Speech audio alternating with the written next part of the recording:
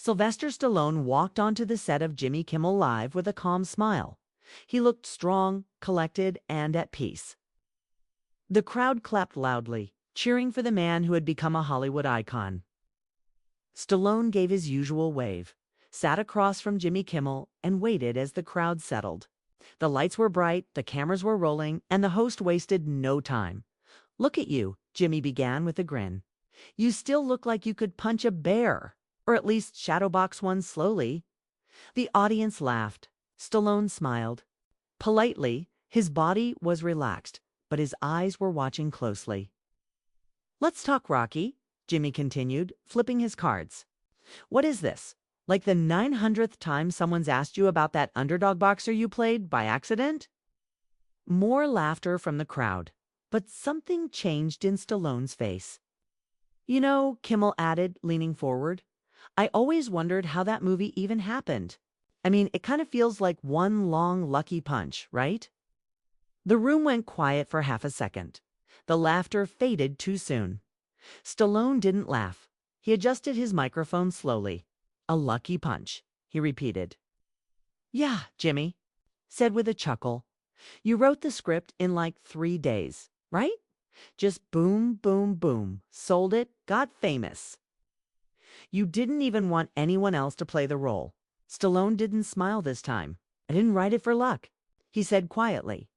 "I wrote it because no one would hire me, because I was broke, because I believed in that story more than I believed in anything else at the time." The audience watched in silence. Something had shifted. Behind the cameras, a producer glanced at another. They mouthed something quickly. The control room noticed too. This wasn't the playful back and forth they were expecting. Kimmel tried to lighten the mood. Hey, don't get me wrong, man. We all love Rocky. It's just, there's always that right place, right time magic in showbiz." Stallone leaned in now. His voice didn't rise, but his words hit harder. "Jimmy, when I wrote Rocky, I had $106 in the bank. I had to sell my dog just to eat. They offered me hundreds of thousands for the script if I agreed not to star in it, and I said no, because that script was me, was my fight. That wasn't luck. That was desperation, belief, and everything I had left." The crowd didn't clap. They just stared. Kimmel blinked, unsure of what to say next. This wasn't part of the planned segment. They were supposed to laugh, joke, promote the new movie, not this. Stallone looked straight at the host. "Do you know what it's like to believe in something so much that you'd rather starve than let someone else take it from you?" Kimmel swallowed. Yeah, sure, I guess. But come on, Sly. You're a legend now. People know the story. Then why do you still joke about it like it's an accident?" Stallone asked. "Why is every question still about the voice, or the punch, or the age? Why not the writing, the directing, the producing?" Jimmy paused. "Because people love that version of you," he finally said. "The tough guy, the fighter. It's who you are." Stallone leaned back in his chair. "Maybe. Or maybe it's just easier to laugh at the fighter than to understand what he's fighting." Another silence. The air was heavy now. No one was sure what would happen next. The camera lights stayed red. They were still live. The silence lingered longer than it should have.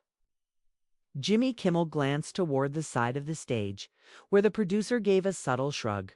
There was no help coming, no cue card joke to break the tension.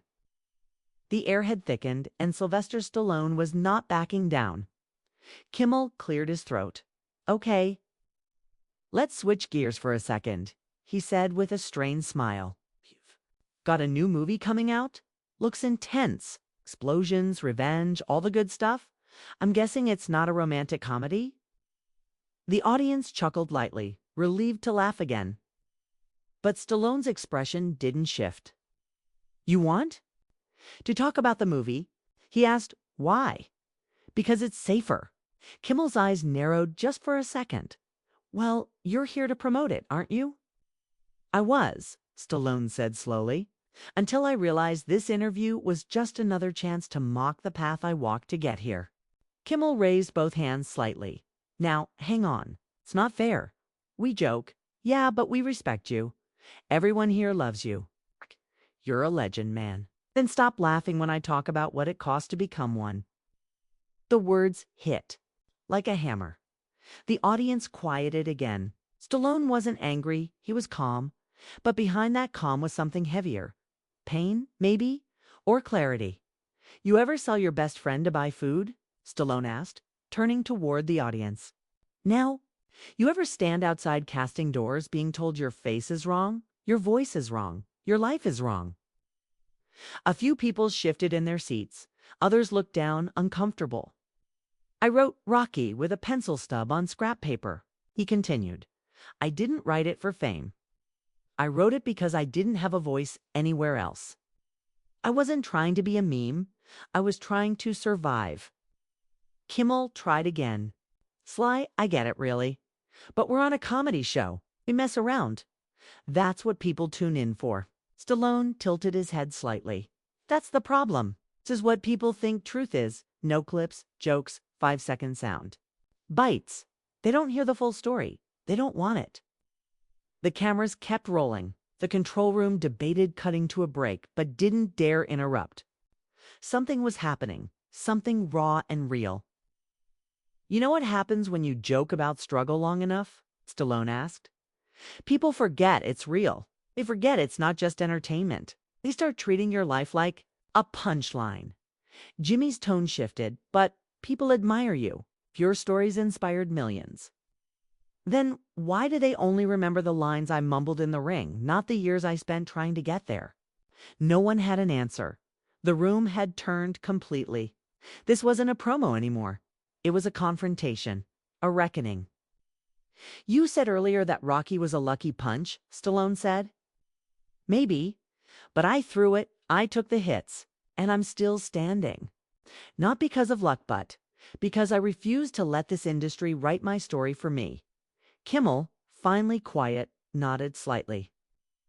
There was no comeback, no laugh track, and for the first time in the interview, the audience began to clap. Not. With the energy of showbiz, applause but slow, steady, thoughtful. Stallone leaned back in his chair, his face unreadable. Maybe that's what we need more of, he said softly. Less noise. More truth. The camera stayed on. The world was watching. And no one was smiling anymore. The moment the cameras cut to commercial, the energy backstage became chaotic. Producers huddled in whispers. The stage manager pointed at a teleprompter. No one was reading anymore. Jimmy Kimmel sat frozen in his chair, still processing the silence, left by Stallone's final words. Sylvester sat quietly, his arms resting on the chair's edges, eyes steady but no longer defiant. Just honest. The audience, normally excited during commercial breaks, remained mostly silent, the usual laughter and selfies replaced by murmurs and stunned glances. Something had broken through and everyone knew it. The director leaned toward the assistant with a tight whisper. We either pivot now or we lose the room. It's not here for jokes. Jimmy turned to Sylvester, now off-air, and asked, You really think I'm just making fun of you? His voice wasn't defensive anymore. It was cautious. Sylvester nodded slowly. Not just me. Everyone like me. Everyone who struggled, who got written off. Do you think the pain becomes less just because we learned how to wear a suit on stage? The lights flicked again 30 seconds until back on air. Kimmel sighed and adjusted his tie. You're right. But I still have a show to run. No, Stallone replied. You have a platform. And right now, people are listening. Back on air, Kimmel straightened in his seat. The studio lights brightened. The audience, unsure of what to expect, leaned in. The teleprompter flashed with the next scripted segment, but Jimmy waved it off. So, he said slowly, Sylvester Stallone is still with us. And if you're just joining, well, you missed something. Something real? There was a flicker of confusion on the crew's faces. This wasn't in the plan. I want to ask you something, Sly, Jimmy continued, voice steady but sincere. Do you think Hollywood ever really respected you? Stallone looked at him, eyes narrowing thoughtfully. No, not at first, and not even now sometimes. They respected what I sold, what made money. But me? No, they still think I'm that guy who slurs words and punches his way through a script. Kimmel nodded. But you wrote your own story. I had to, Stallone replied, because if I didn't, they were going to write it for me. And they already tried. They said I was too dumb, too rough, too slow. That I'd be lucky to land as a bodyguard or thug in the background. But you proved them wrong, Jimmy said. I proved I had a voice, Stallone corrected. And that mattered more than proving anyone wrong. The audience was listening, intently. No applause, just attention. Jimmy took a breath, breaking the spell. It's rare we get moments like this on late night. This isn't the stuff that trends, but maybe it should be. Stallone smirked, the first real smile of the night. Maybe people are more ready than you think. For truth, not just punchlines. And then, out of nowhere, a shout came from the audience. You saved my life, Sly. A man stood up in the middle row, tears on his cheeks. I watched Rocky every day in rehab. I thought if he could get up, I could too. The audience gasped. Jimmy looked shocked. Stallone turned, staring into the man's eyes.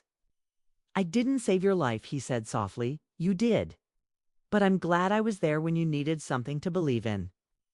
Security moved to check on the man, but Stallone waved them off. It's not hurting anyone. The crowd began to applaud again, louder this time, not for the man, not just for Stallone, but for the moment, for everything it meant. Jimmy leaned forward. What do you say we end this segment not with a joke, but with something you'd tell the guy you were for the fame before Rocky? Stallone paused.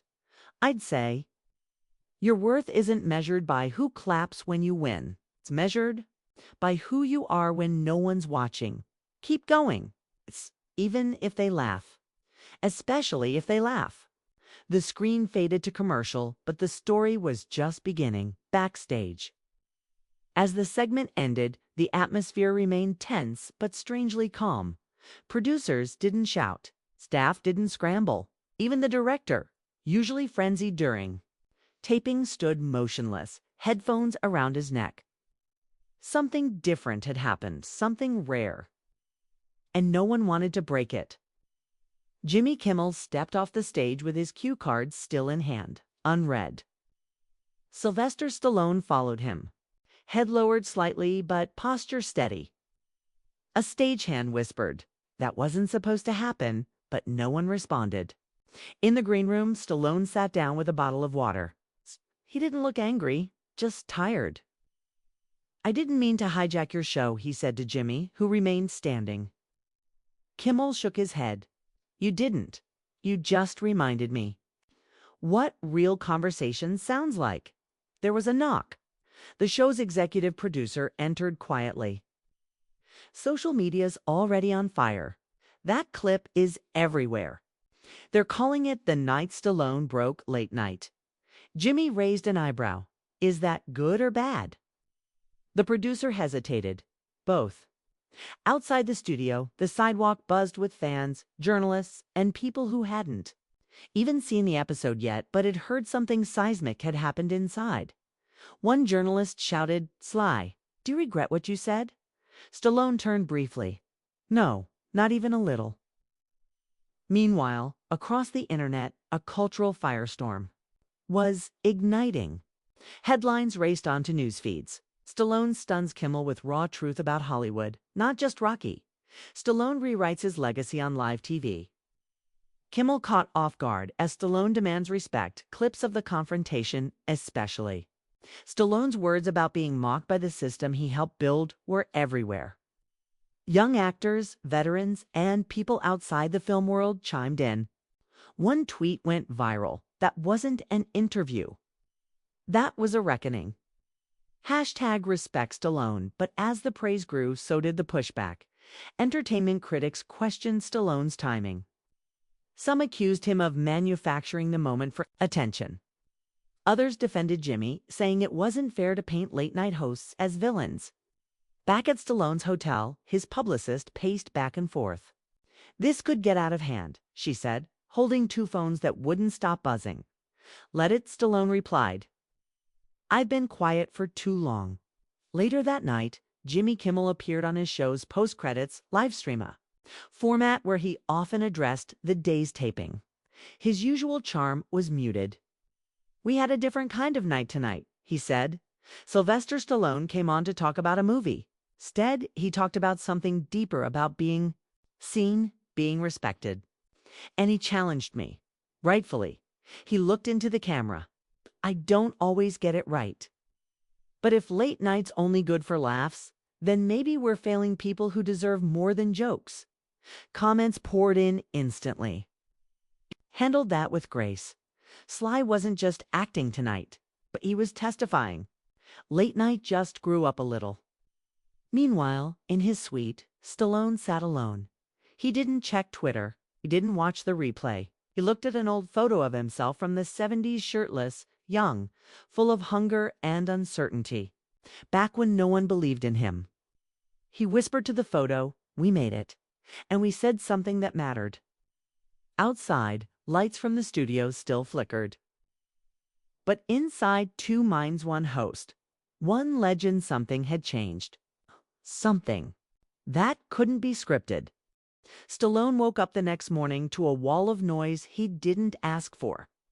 News anchors debated his words like he had launched a political campaign. Podcasts replayed his confrontation with Jimmy Kimmel, dissecting each sentence, each glare. Were already popping up, some mocking, some reverent, all viral. He turned off the television. Downstairs in the hotel lobby, reporters waited near the elevator. His publicist caught him before he stepped out. "Sly, they want a statement," she said. "CNN's outside. BBC is asking for a sit-down." "Avon?" Good Morning America reached out. "You're trending above 3 wars." He nodded slowly. "Let them wait. I'm not doing damage control. There's no damage to control." Across town, Jimmy Kimmel sat in his office staring at the blank screen of his laptop. A dozen emails blinked for his attention. His writers were waiting in the meeting room, unsure if they were planning jokes or rewriting the tone of the whole show. His producer knocked. "Are we joking about last night or ignoring it?" Jimmy spun his chair halfway. "Neither. We're sitting with it. Let the audience talk this time."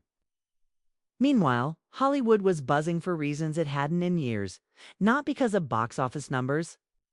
Actors began posting videos and letters about their own experiences of being reduced to caricatures.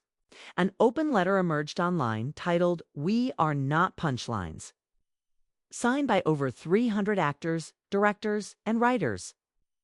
The letter referenced Stallone's confrontation and called out the industry's habit of turning resilience into entertainment without recognizing the pain that shaped it.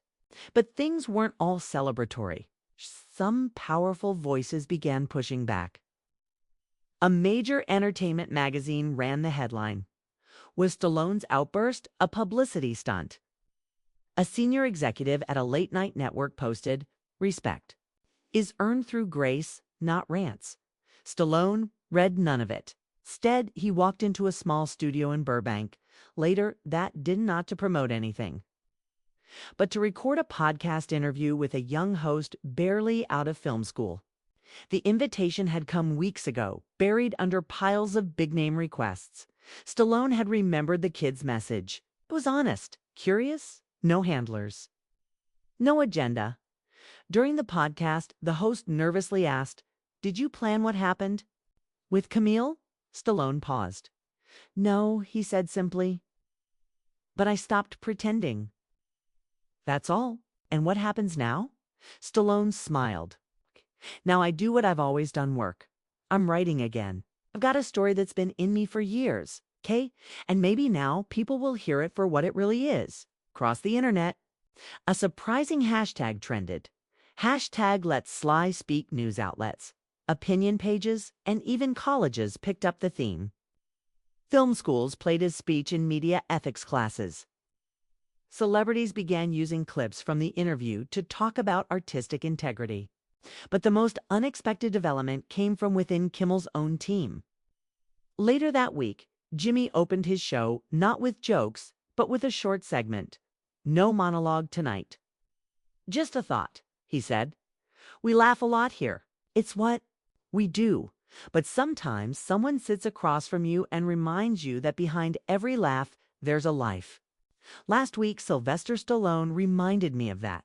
And whether you agree with how he said it or not, maybe it's time we started listening better. The studio applauded not loudly, but meaningfully. Back at home, Stallone sat with his daughters. He wasn't watching the show, he was watching them. Do you think people finally understand you, Dad? One of them asked. He chuckled.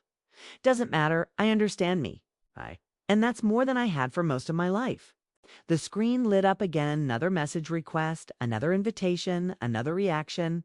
Stallone looked at it for a moment, then put his phone face down. Some stories he had learned were loudest when you stopped trying to shout them. The days that followed turned Hollywood inside out. Stallone's words on Kimmel didn't just echo, they detonated. Headlines kept cycling. Sylvester Stallone breaks the mold. The night late night got real, from meme to movement. But what no one expected was who responded next. A letter from Martin Scorsese was published in the New York Times. In it, he defended Stallone's right to be taken seriously, not as a viral moment, but as a filmmaker who had shaped American cinema. The line that caught fire read, "They laughed at Chaplin too, until the laughter gave way to silence." At the same time, networks began panicking behind the scenes. Talk show producers scrambled to revise future segments, fearful of being the next target. Scripts were rewritten. Celebrities asked for no mockery clauses. Quiet meetings took place in boardrooms, damage control disguised as media strategy. But for Stallone, none of this felt like victory. It felt surreal. He was at home now. No cameras, no handlers. It's just a cup of black coffee and the final pages of a new script he had been working on in secret for months.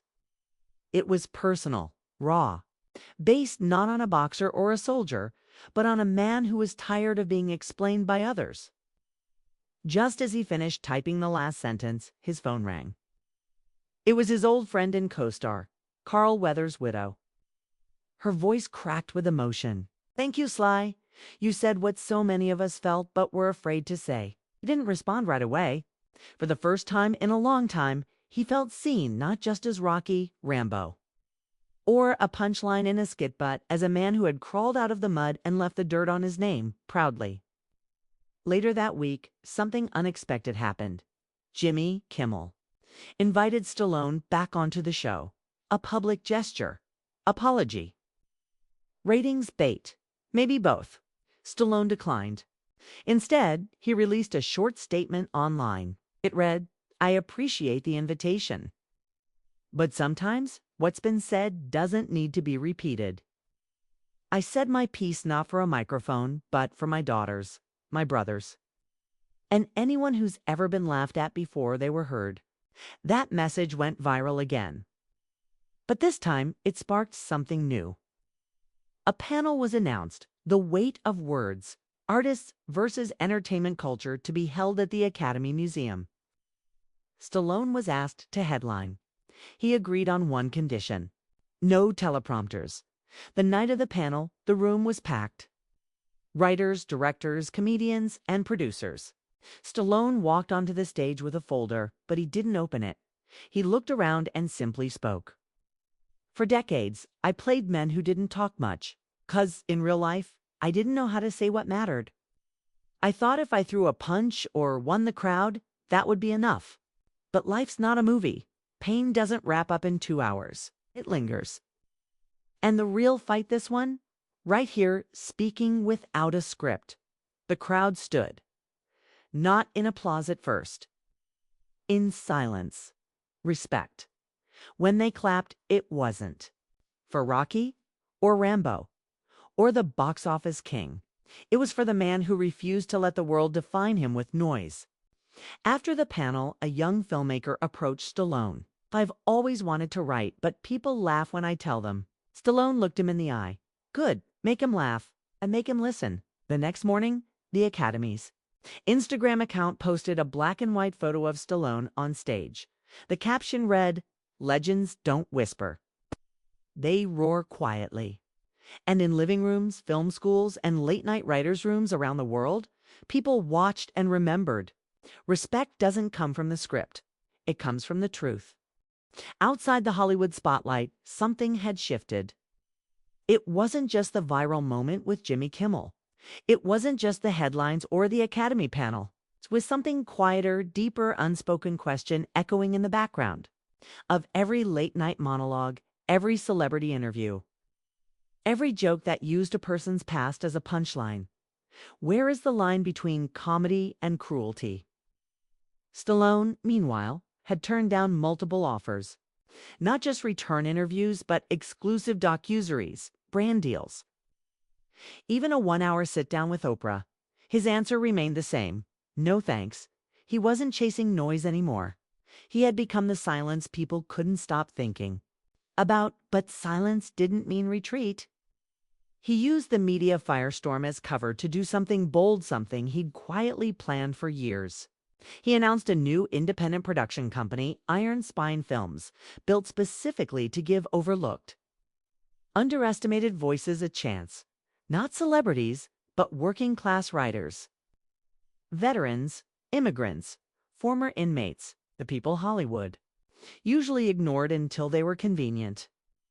The company's mission statement went viral. Everyone knows the sound of a punch, but too few recognize the weight of a whisper.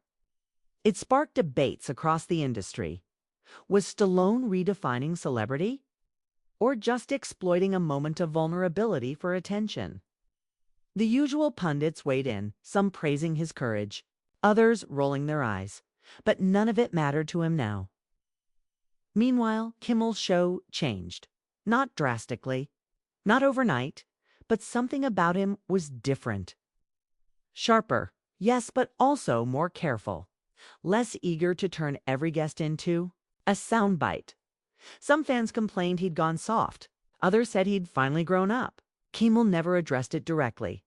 But one night during an interview with a rising indie actor, he paused mid-segment and said, I used to think you had to make people laugh to make them listen. But sometimes all you have to do is shut up and let them talk.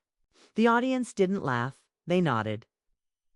Back in Stallone's quiet home office, walls lined with script pages and framed rejection letters from the 1970s, he worked quietly.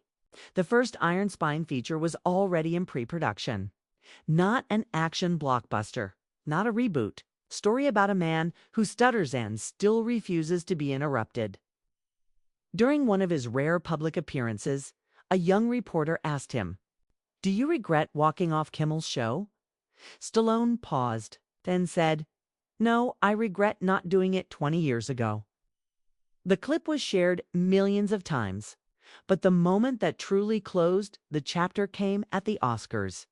Not on stage, not in the big categories, but in the In Memoriam segment, where instead of a piano ballad and solemn montage, the Academy aired a surprise tribute. A black screen faded into the words, "To those who spoke the truth, even when." The world called it an outburst, then a short clip of Stallone on Kimmel's stage. "This isn't a joke to me, it's my life." The crowd rose to its feet, even Stallone watching from home stood. Not out of ego, but something else. Gratitude, maybe. Closure. The screen faded again. And one final line appeared, because someday the laugh track stops, and all that's left is what you said when no one was laughing. And just like that, the camera cut to commercial. But no one watching would forget what had come before.